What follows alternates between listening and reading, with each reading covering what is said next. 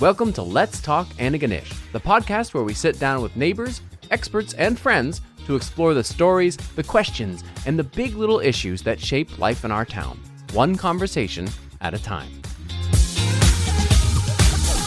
This week, we wanted an answer to the question, is it a good idea to own an electric car here in Antigonish? What are the advantages? What are the disadvantages? So we sat down with Allan Briggs, an electric car owner and an aficionado, to give us the lowdown. Hello and welcome to Let's Talk Antigonish. We are your hosts, Anuj and Justin. And today we are talking with my pal Allan Briggs about electric cars, because I was literally texting him the other day asking him a ton of questions. And why did you do that? Well, because my car is about to die and I need to buy a new one. And so I was thinking about getting an electric car, and Allan has one, and Allan knows everything. So I No, I do not know everything. Yeah, so my question literally was like, is this the time to buy an electric vehicle as my only vehicle? Wonderful. Welcome, Allan. Thank you guys for having me, inviting me here. So I think there's probably others who have the similar question, like, and it really is it possible to own an electric vehicle in Antigonish as your only vehicle? I guess we'll just start off with that question for you. Let me just premise that a little bit with that. Okay. I think 3 or 5 years back, EV was the way to go, or at least that was the perception. And something changed, I believe, at least in my mind, about 2-3 years back, where they said, no, actually, maybe hybrid is better because, going full EV is more problematic. But that's what I heard. So I'm just premising it. That's the boat I'm in too. And so then I was like, should I get a hybrid, a PHEV? There you go. But let's start from the very, very basic question. Right. So I would say it depends on you and what type of driver you are. I would say absolutely. If you have a young family and you travel around Nova Scotia in the winter, taking them to hockey practices locally, you're fine. But if you're going to tournaments in Halifax every weekend, it's minus 15 outside, and that is your life, I still think an EV is not for you. I'll just say it's not for you. So why is an EV, when you're traveling out of town or it's very cold, explain why that's a problem. Well, EVs, with the current batteries they have, they lose range in the winter. They lose significant amount of range depending on which EV it is. It just has to do with the chemistry of the batteries. So you can lose 25% of your range, of your rated range, when you travel in the winter. So you might hear it's good for 500 kilometers, but then you take 25% off that. And the other negative is some fast charging stations also are not great in the winter, not as reliable. Now, there's some great apps that will tell you the speed at which they can charge, but if that's your lifestyle, I still think an EV is probably not for you. So because charging seems to be a lot of the issue. So I know Antigonish has a few charging stations here, and if you're traveling to Halifax, you might come across. So tell us the situation about, like, how often do you need a charging station? What's the difference between a fast and a regular charging? What's that all about? Right. So if you're in Antigonish, I think as soon as you buy an EV, or you're thinking of, you're committed to buying one, you find an electrician who can install a charger in your home. Mm-hmm. And there's lots of local electricians that can do that. The guy who did mine, SA Electrical, that was Stephen Arsenault, did mine, come in. And essentially he's installing the same plug that you plug your dryer in. Right. The big three-prong plug, and he'll install that in your garage or to the side of your house, and you plug into that. And so if you're thinking of the amount of power you're using, think of your dryer.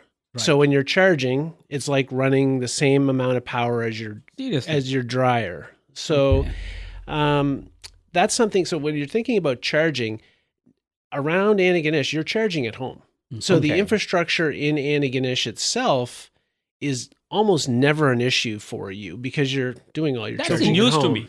Yeah, because there's a lot of those here, and you think, oh, I'm in Antigonish, I have an electric car, but you're not using those. So who's using those? What are those for? I don't know. No, I'm kidding. Don't really? No, I'm kidding. Is it people traveling? They're people traveling, right? Of course, it's people who are traveling through town. And, for example, in front of the library, we're at the library today, and in front of the library, they have there's one flow chargers down by the end of the library. Correct. And those would charge about the same speed as your house. So for me, that would add about 25 or 30 kilometers in 1 hour of charging. So it's not a great amount. That's very slow. Very slow, So, right?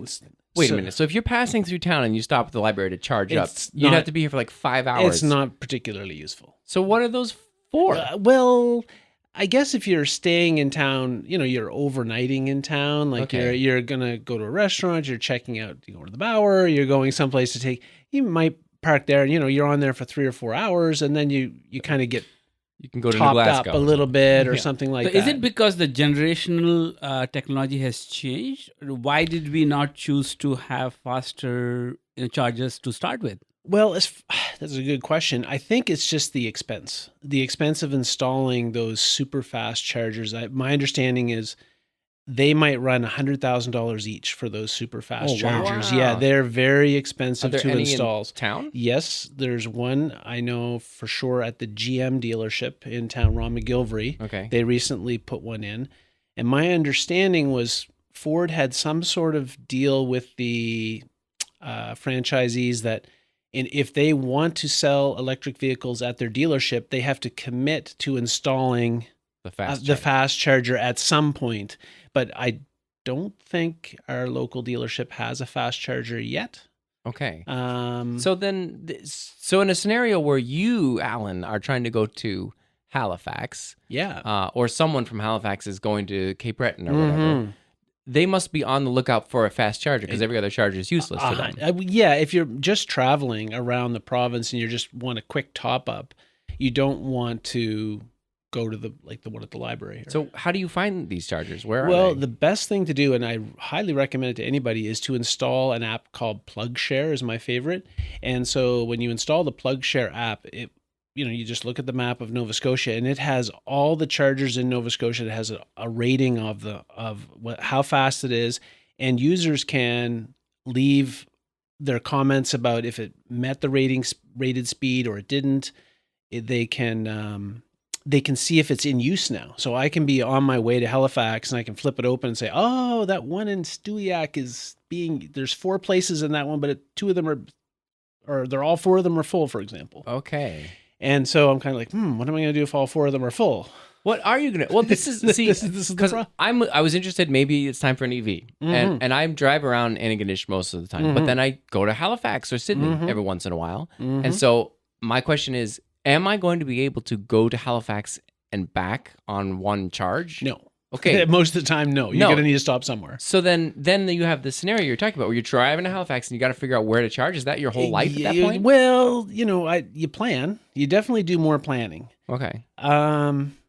So you have to know where the chargers are, and you'll notice, like when I open up that app, you'll see coming soon. So the infrastructure is improving, Yeah.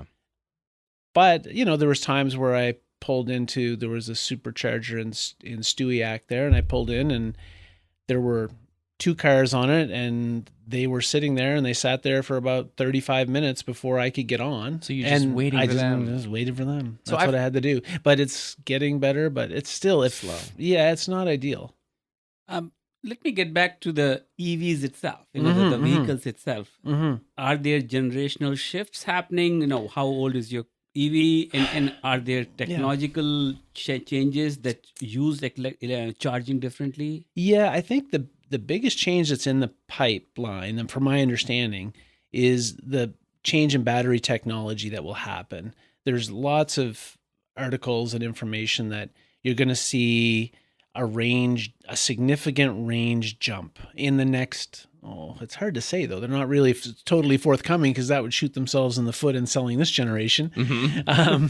But you'll see a leap probably in the next 2 or 3 years where it will go from 500 or 600 kilometers of range to like 1,000 kilometers of range. And at that point, you have more range than your standard car. And 1,000 kilometers. That seems like a game changer. yeah. And the speed at which they charge is changing too. And is it mostly made in US and Canada or Europe or China? All over the place, really. There's lots of different manufacturers now. The legacy ones like Ford and GM in North America are pretty big. And then, of course, Tesla. You can't have a conversation about EVs without Tesla. Are they still a thing?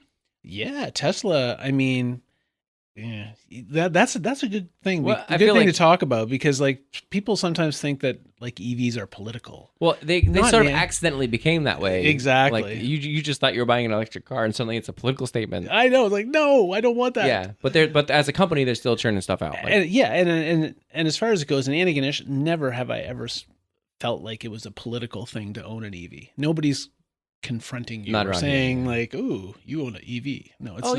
yeah, that's true. But they are more expensive than a regular car. That's right? true. So because like I feel like for me that's a major concern. What does that mean though? More expensive means 5,000, 10, 10,000, yeah, 10, 20. Well, what it do you- depends. I think they've marketed them as a more high-end vehicle to begin with. They're kind of putting it in a category above like, the extra seats, extra sound systems are standard.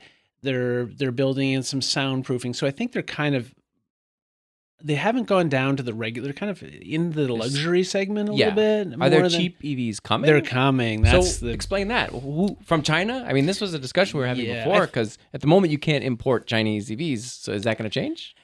I just listened to that yesterday, that the government was having a serious conversation on, I think it's like 100% tariff. Somebody can correct Right. me if I'm wrong, Right, on right. Chinese So we EVs. just followed the US on that, right? It was a more of a condition put by Trump. Yeah, it was actually, I think those tariffs on EVs were before Trump. I think they Right. were protecting the local- industry, the North GM American, and North yeah. American builders, I think.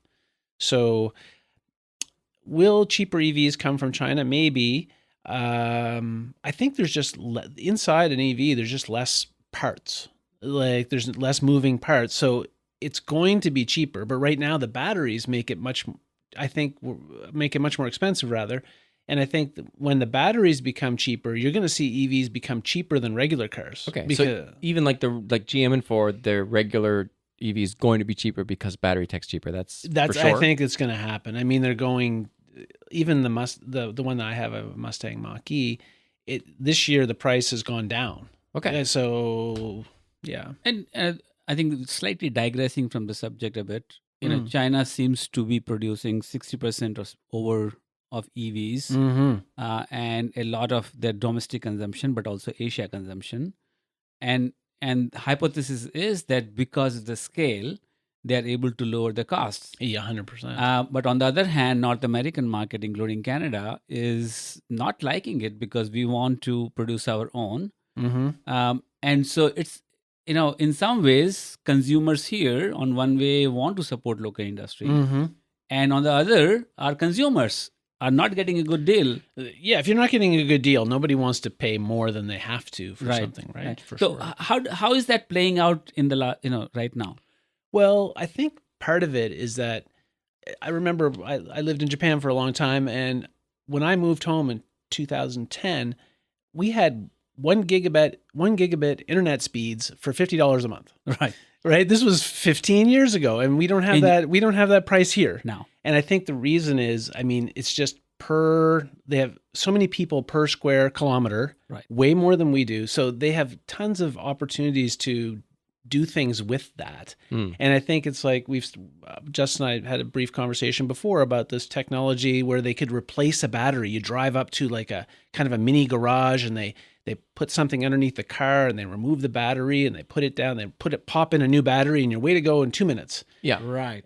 We just don't have the population per square kilometer to support such a system like that. So I've heard that the eastern seaboard of the U.S. is fairly good when it comes to fast chargers along the route, whereas like Nova Scotia is like one of the worst when it comes to. Is that true? Yeah, that's what I've heard. I've heard it's true. So But then that again is because there's hardly anyone here. So yeah, putting a $100,000 fast charger every like 10 kilometers would be cripplingly expensive. yes, Yeah. yes.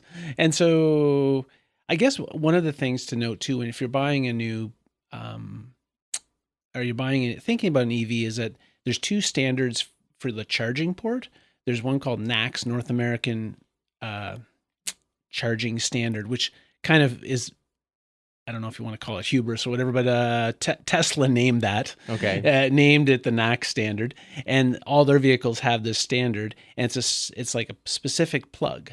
And so the idea is that you go to the Tesla supercharger and you plug in your Tesla into there. But slowly newer vehicles have gone from it's called CCS, and they're also adopting the NACS charger. The reason that's important is because it just now people who, like my car, didn't have access to the Tesla superchargers, but now it does. So it's more and more stations are coming online. So we're getting there for owning, for it being easier for everybody, but we're not quite there in my mind. Right. And I think the state used to provide some subsidy around promotion of EVs. Where is that? I think my understanding is that's gone. That's gone. It's gone. But there was a recent promise by, I forget her name, who's the transportation minister for Canada, who said it's coming back. They don't know if it's going to be what it's going to be called. Okay. But she has said it's coming back. Antigonish Farmers Mutual is not just an insurance provider, they're your neighbors. As a mutual insurance company, they're owned by policyholders, not shareholders. That means they always put their clients first. From protecting homes, cars, fishing vessels, or even farms, they're there when needed most, with personalized service, fair rates, and peace of mind that can be counted on. Antigonish Farmers Mutual, insurance built on trust, backed by community. Visit their Main Street location for a quote or some friendly advice. But, in the larger scheme of things of becoming net zero and carbon sensitive in society, EVs were seen as one of the major contributors to that vision. And that has taken a little bit of back seat in the recent years, at least in my perception. Is that still the case? It's hard to say. I mean, there's lots of studies out there that said, oh, well, let's look at how lithium is mined out of the grounds and how that the environmental impact of that, and versus taking gas out and burning. Most of the studies, when you look at them, will eventually say that, yeah, all the equipment to take gasoline out of the ground and to burn gasoline is way worse over the long haul. But building up an infrastructure for lithium, for lithium, and then trading in the battery, I mean, it takes time. It's not done overnight. Right. So, but it's a long-term vision for that. Long-term, I mean, to me, it's still, I don't know. Everything I read, and maybe I'm biased, just seems to be leading towards battery as a better thing. So if that's going to be the case, like you can imagine 10 or 20 years here in Antigonish, everyone's on an EV, what is going to have to change about the infrastructure here in this town or the cars themselves to make it, for you to say, should I buy an EV? And you're like, absolutely, you should. Yeah. So what needs to change? Well, I don't know. Well, I think the battery tech for most people, like, you just don't want to think about it. When you go to Halifax, you just want to drive. You want to get to maybe one gas station. You want to be done in 15 minutes max, and you want to turn around and come home. And you don't want any. Most people just don't want to think about that. Yeah, like driving a gasoline car, essentially. Now, for me, though, there's plenty of benefits right now that make me very happy. Like in the last, let's say, how many minutes would you spend at a gas station a week? Maybe 15 minutes? And you're thinking about your gas. You drive from home, you go over there, and you're 15 minutes. So you do that over a year. That's about 5 or 6 hours more in a year. I spent 0 minutes at a gas station in the past 4 years. Okay, so you're plugging it at home. Plugging it at home. So you get 5 hours back or whatever it is a year by doing that, which is nice. And it's cheaper too, right? Electric versus gas. Yeah, so it's... How much cheaper? Yeah. Everything I've read, it depends on where you live, of course, how much you pay for electricity. But what I've read is basically 1/3 of the cost of gas. No kidding. So, $100 to fill up your car, $30 to charge your electric. So that's a significant savings. So if I'm spending, say, $2,000, $2,500 a year in my car, and I don't drive too much. Yeah, I'd say I can save 2/3 of that. Oh yes, I think so. So that's the reason for it. And that's reason enough. And for me, like, it's just, I find maybe because it's a little bit more of an expensive car, but it's really comfortable to drive. It's so nice. It's so quiet inside mine. And it's What about the speed? Speed, I mean, how fast do you want to go? Okay. I bet, Allan took me in his car when he first got it, and he's like, I'll show you this acceleration thing. And it was like being in a space shuttle. Yeah, you just get, because of Yeah. I mean, the technology, it definitely just accelerates very quickly. It's so quiet. What I notice the most, and people will be surprised, is you're on the highway and you go to pass somebody, And if you're in the car and you're mid conversation, I'm in mid conversation with Justin on our way to Halifax. He goes to pass somebody, and you hear the car go. He's like, oh, okay, hold on.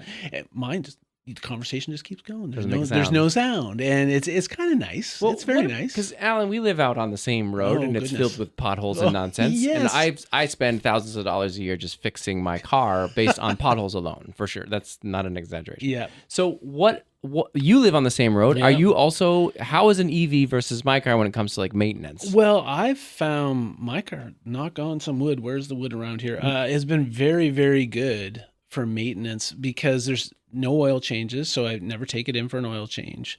There you go. So that you can save that. I found it really good. There's just less moving parts. There's no spark plugs or so it's been fantastic. What for about me. software upgrades that happen in a computer? There's all. That's the thing that a lot of the software upgrades, at least for mine, have been over the air, so I don't have to take them into a dealership. I probably spend based on my last vehicle and this vehicle, I spend way less time booking appointments for a garage, taking it to a garage, dropping it off. It's just been very good. The downside being, I guess, is that it's heavier because of the batteries. I've noticed my tires do wear out quicker. Okay. You have to keep an eye on the tires. Makes sense. But yeah, it's been very good for me. If you spend 80% of your time around Antigonish, and you're still going to enjoy the heck out of it, I think. But so this can definitely serve as your second car for sure. Oh yeah, that's my benefit. It's our second vehicle. Okay. And so we're driving kids around to stuff in town, and it's fantastic. Like I made 3 drives a week out to St. Andrews taking my son to basketball, and it's like I'm not worried about gasoline in that run. It's great. And then in the winter, if we got to go to Halifax, well, we're getting in my wife's SUV, and we're doing that. But it's like, if, for example, I have friends that teach down in Sherbrooke. If you had to do that drive every single day, you wouldn't be using your electric vehicle. Oh, I do to Sherbrooke every day. 100% I'd use my electric. So that would be well within my range. Okay, so that isn't with. So it's really Halifax, Sydney. That's the problem. Yes. Well, my vehicle, the max range is 360 kilometers or so, but then depending on how fast you drive, you can knock that down a lot. But I think a lot of the extended range vehicles now are around 450 kilometers, 500. And then there's some crazy ones from GM, they have some that have 800 kilometers of range, but they weigh literally 6 tons. They're so heavy. Just all battery. All battery, and they cost a fortune. So what about, just tell people about the plug-in hybrid situation, because that's a very popular kind of vehicle, and that's the one I think is a good idea. So what is that all about? Yeah, I think that the standard plug-in hybrid, everybody knows about that, I think, and it's mainly a gas vehicle that has elements of electric, from my understanding, and that you're driving around town and you're driving at a slow speed, and the electric has like 30 kilometers of range, and then you get in the highway and the gas goes, and it's a great system for Nova Scotia, right now, the way the infrastructure is. And there's kind of a reverse coming. I think they're called EREVs, where it's almost all electric and have that little tiny gas motor in it. Okay. And so the whole thing will have, 200 kilometers of electric range, and then a little small, I don't know how big it is. So it's a different kind of drivetrain to take the car almost all on electric. Okay. So I think that was the original concept around the Chevy Bolt, but maybe I'm wrong with that. Somebody could correct me. Anyway. So, South Korean cars, Hyundais and I've seen a couple of them parked and being charged at the library often. Mm-hmm. So are they being adopted here now? I think the Hyundais are really being well received. One of the big things about the Hyundais people like is they have a very fast, it's an 800 volt architecture, which allows for very, very fast charging if you're on a charger that can support those speeds. So their pricing is good. What they're offering is good.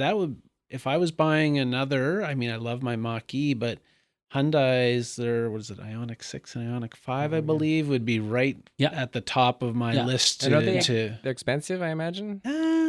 I think the Ioniq 5 fully loaded might be 55,000. Yeah, that's so what I it's heard not as well. cheap, but it's But not. it's in the ballpark of a lot of SUVs you get these days. Yeah, that's right, and it's nice inside and quiet. I mean, so Yeah.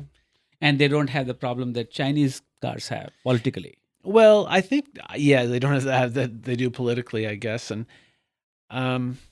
Right. yeah, and I think one thing to mention about that is I think local service is still important. I feel like it's the same when you buy a computer. You don't necessarily want to be on the phone talking to somebody trying to get it fixed. Right. You know, a lot of people are like, I just want to take it up to Staples and drop it off here locally and somebody will fix it. So I think I think for most people that buying locally, even though there might be less service, you know, buying from like Ford, GM, or Hyundai is just on either side of us, like Port Hawkesbury. And I think that's important for most people. Find a local dealership.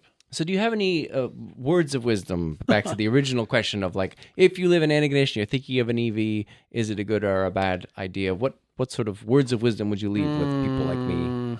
Words of wisdom. I guess you have to do an honest assessment of who you are as a traveler. Like, are you a person who makes 4 trips a week to Halifax? Right now, then maybe you have to think about that really hard. If 90% of your driving is in Antigonish, then, you know, you just have to think about it carefully and talk to people who have an EV and get their opinions.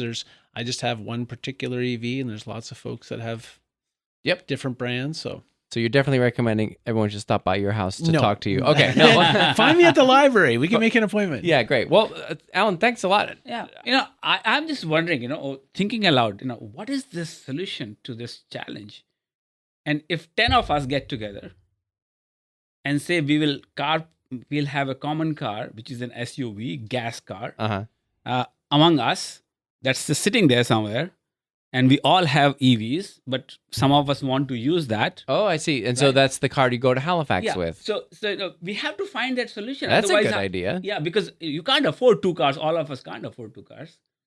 That's brilliant. I love that idea. Okay, so you're just generally brilliant. No, we're buying an SUV now. That's guys. a heck of a good idea. Anyway, yeah. Well, Allan. All right. Well, thank you guys. Thank you, sir. It's been great. And thank you for having me. Maybe we'll come back in 2 years, see if anything's changed. Sure. Amazing. Sounds Thank you good. so much. Thank you guys. Thanks. Bye. Bye. Thank you for listening to Let's Talk Antigonish. If you like the podcast, don't hesitate to subscribe. Just go to letstalkantigonish.ca and click. Voila! You'll receive new episodes right in your email inbox. This podcast is a labor of love. Please consider making a contribution, small or large. Maybe a monthly subscription. Depending on the level of public support, we would like to engage local producers and journalists to create more regular deep dive news stories about life here in Antigonish. Right now, it's just Anuj and I doing this in our free time. You can read all about the podcast and ways to support us at letstalkantigonish.ca. And if you're a local business that wants to sponsor the podcast or even place an audio ad, we are certainly not opposed. A huge thank you to all of our subscribers and especially our paid subscribers, which have helped us to buy the audio equipment that we needed to get this thing off the ground. And remember to get in touch with us if you have an idea for a future episode or a burning question about life in Antigonish that you want us to explore and get answers to. We welcome all feedback. Just email us at letstalkantigonish@gmail.com. Let's talk, Antigonish.